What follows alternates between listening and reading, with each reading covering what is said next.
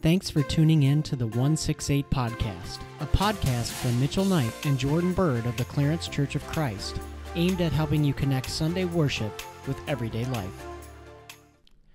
What's up, 168ers? Welcome back to another edition of the 168 Podcast. Today, Jordan and I are going to be continuing on the same line as our discussion last week about how we should be talking to our kids, or really anyone that we want to impress upon, Christian faith and Christian values, and just the way of Jesus and the totality of his life upon. So, you want to get started, Jordan?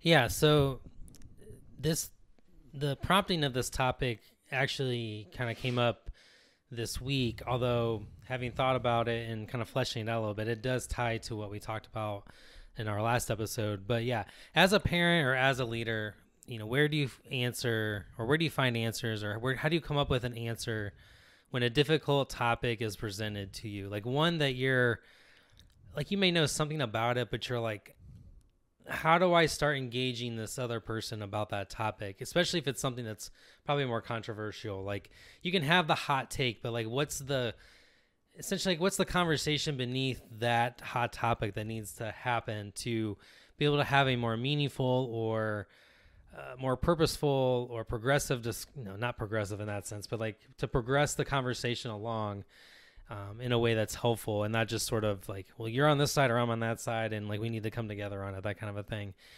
I think probably this comes up probably more in a family scenario where like if your kids ask questions about something, like they encounter something in culture and they're like, hey, I heard about this, or hey, I think this is cool. And you're like, not from my perspective, it's not. And like, how do you address that situation with them? Or it may be something they watch, or it may even just be a question that they ask. But either way, like, how do you start addressing that? And one of the factors, especially with kids, is like not debating, but figuring out like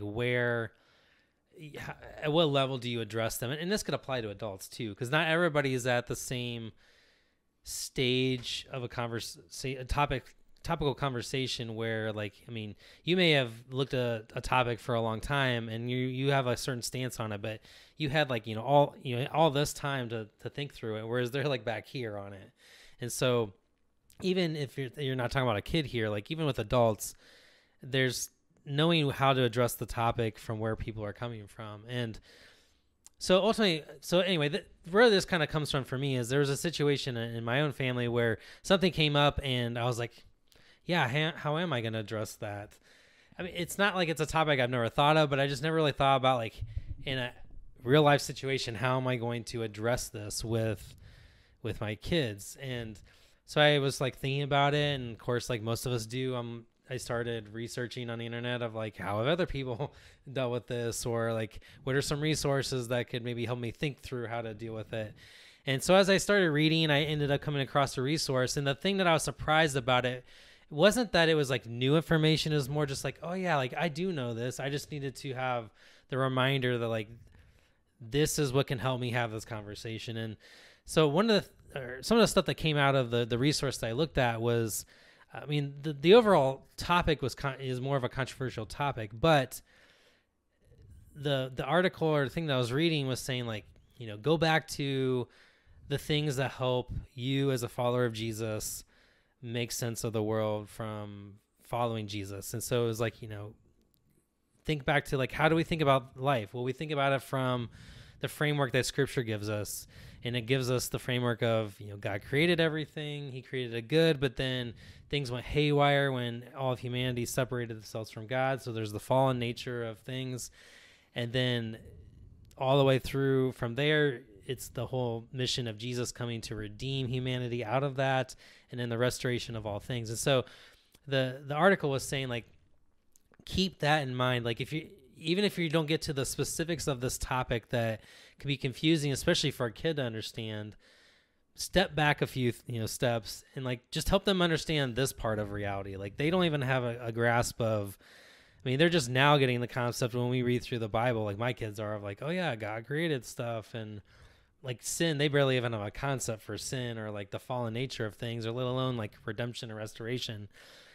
But helping them come to understand those things are going to be crucial for them to actually be able to tackle this other topic that is people are all over the place on. And so I thought it was really good advice, or just a reminder for me of, even if you're not sure how to talk about the specific topic with somebody, there are multiple steps backward that you can start to address that aren't really nearly as controversial, but are far more helpful in the long run of helping to have a biblical or Christ-centered perspective on that particular topic. And so that was one thing that stood out to me just in this recent situation. And so I thought it'd be good to kind of bring it up on the podcast, and especially in relation to our last episode where we talked about how parents have a big influence in their kids and how they are with them far more than any other person. And so this was a real life scenario in my life of where my kids are with me, and like, here's the situation. I could have just ignored it,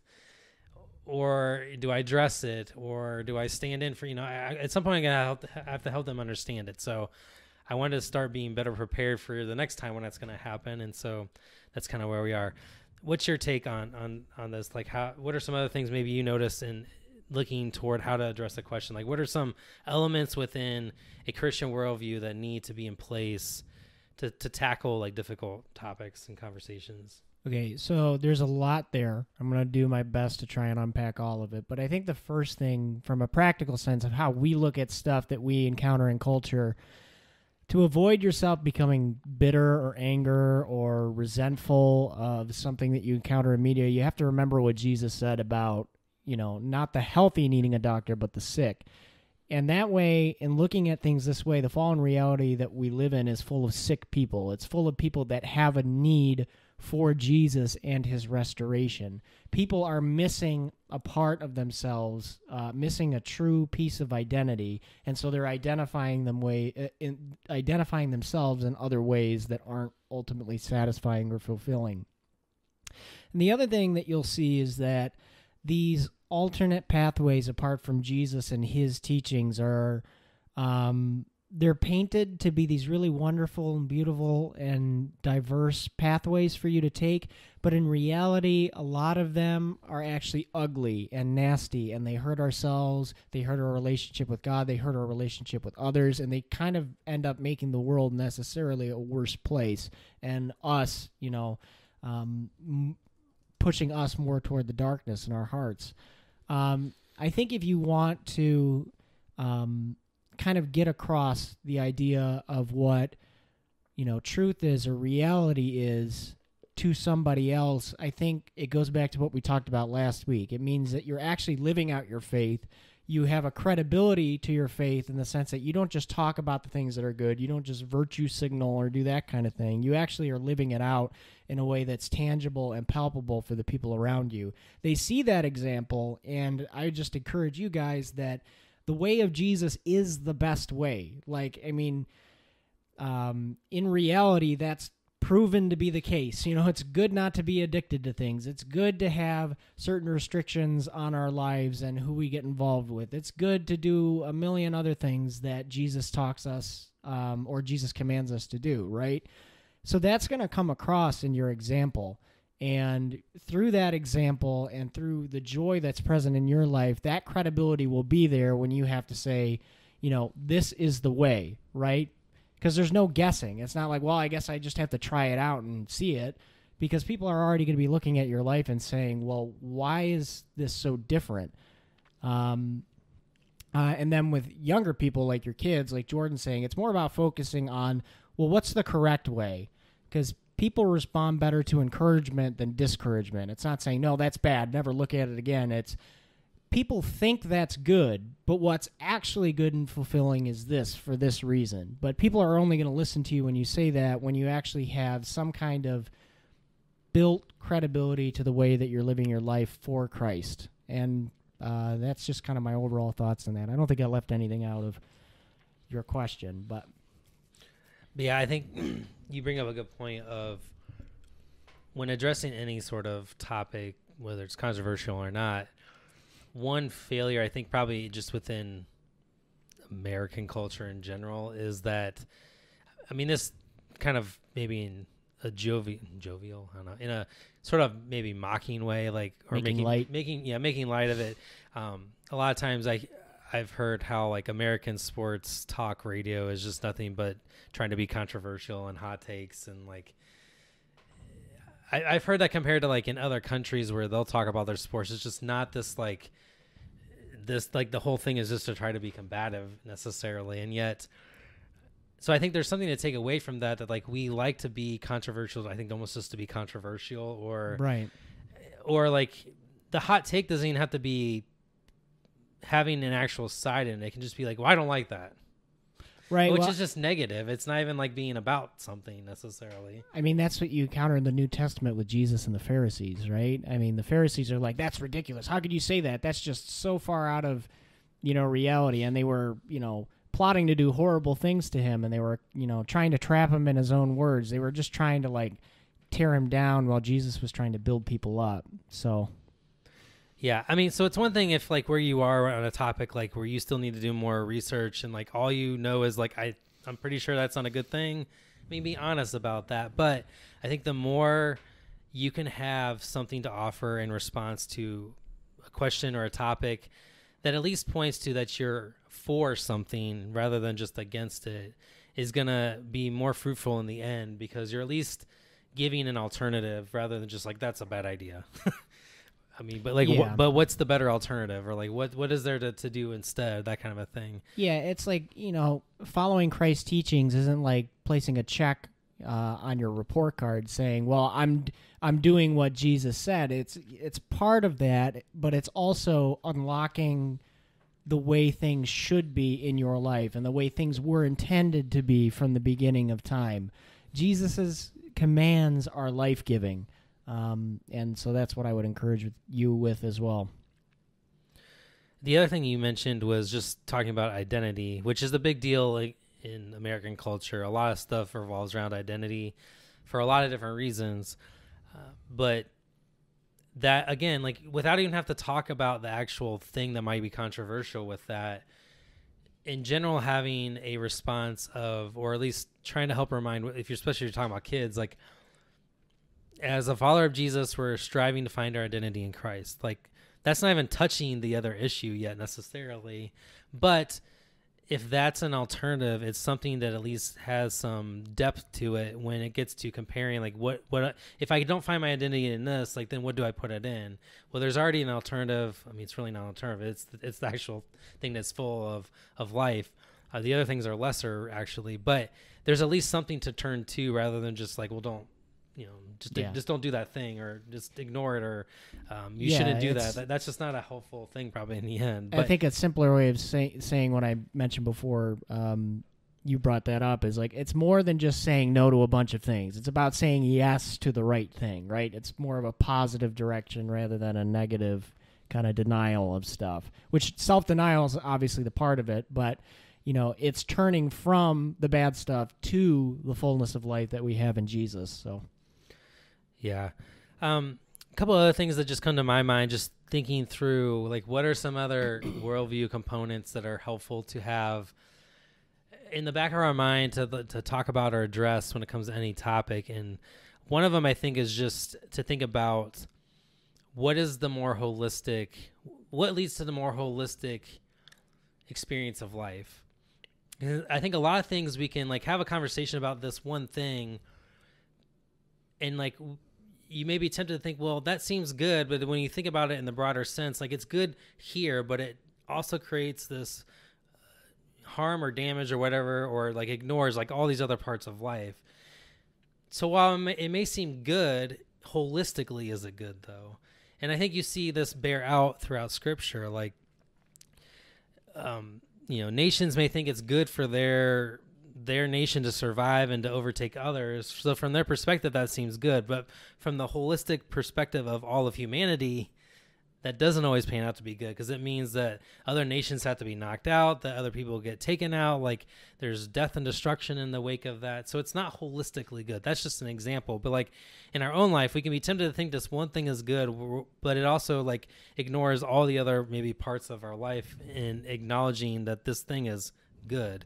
So I think just having a perspective of like, what is the more holistic dynamic of what is good in this, with this topic or this question, is again another place to kind of turn, which again doesn't have to touch on the actual specific thing, but it's a building block that helps you be able to address why that is good or not good in the end.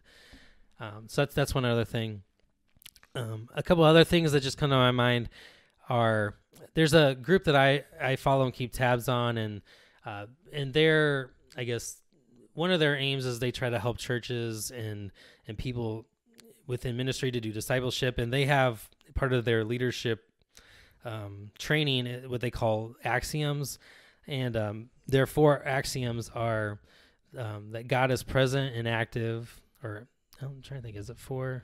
I thought it was 4. Yeah, God is always present and at work.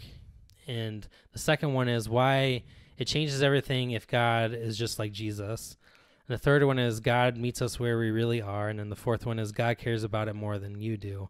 And I think these are, again, helpful things to have in place about how to view the world before even trying to tackle a topic, because to already establish that God is present and at work does a lot to transform that it's not just on me to figure out how to navigate the situation. Like, the reality is God was here before I encountered it. He's here with me in it, and he'll be with me through it and to the other side of it. And so that gives a whole lot different perspective to addressing something that we're unsure about, knowing that going into it.